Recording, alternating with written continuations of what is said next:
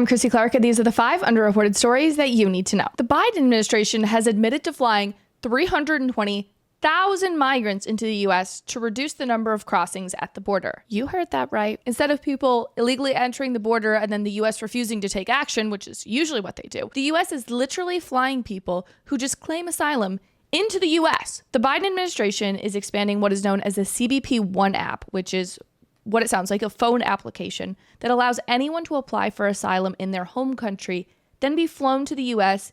and given 2 years to obtain legal status. We, as the taxpayers who fund these flights, cannot know the locations of where we're picking people up from because that could create national security vulnerabilities. Yes, the White House is concerned about the national security vulnerabilities of illegal immigrants instead of the national security vulnerabilities placed on American citizens when we let anyone into our country without vetting their claims. Democrats will tell you that this is a good program because it helps asylum seekers, but that is really naive. Everyone that is crossing the border into the U.S. is an alleged asylum seeker, okay? But that doesn't mean they actually meet the standard for being an asylum seeker. Illegal immigrants, they're not dumb, okay? They know how to skirt our system, and we treat them all like they're Abe Lincoln and incapable of telling a lie. I just want to read the headline of this story one more time. Biden is literally flying 320,000 migrants secretly into the U.S.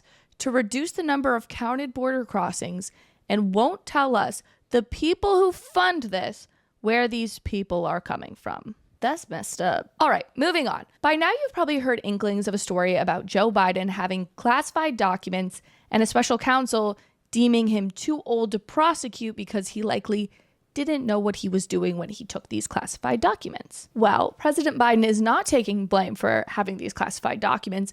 Instead, he blamed his former staff members. But it turns out that the staff members likely to blame for these classified documents were actually members of Hunter Biden's team. Special counsel Robert Hur somewhat agreed with Biden's statement and said that the staffers were the ones that likely moved these boxes from the White House to Biden's home in 2017. Again, these are classified documents.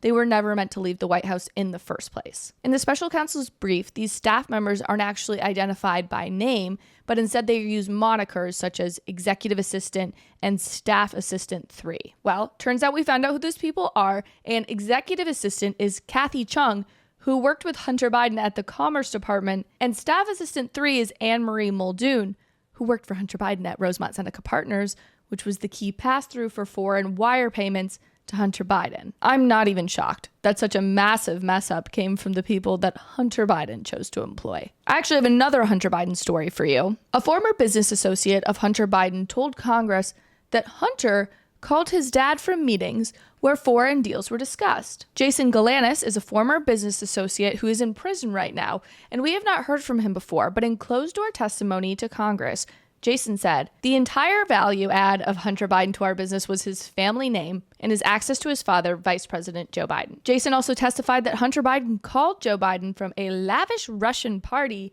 and asked for help getting a deal over the finish line. At this point, you're either dumb, naive, or lying if you think that Joe Biden wasn't aware of Hunter Biden's business dealings. Moving on, this next story is just like a little sub-story from this massive online information dump dubbed the WPATH Files. WPATH is the World Professional Association for Transgender Health, and it bills itself as an organization for doctors and medical professionals, when in actuality it's mostly composed of gender activists. WPATH has this online Reddit thread of sorts where doctors and therapists can talk with other gender-affirming doctors and therapists about their clients. And one of the Reddit threads asked doctors why a 16-year-old on testosterone and oral contraceptives is developing tumors. Yes, a young woman at the age of 16 believes she could become a boy, so her doctor put her on testosterone and oral contraceptives to stop her period, and she developed tumors. And the doctor had the audacity to go and put this concern into the WPATH Reddit thread instead of, I don't know,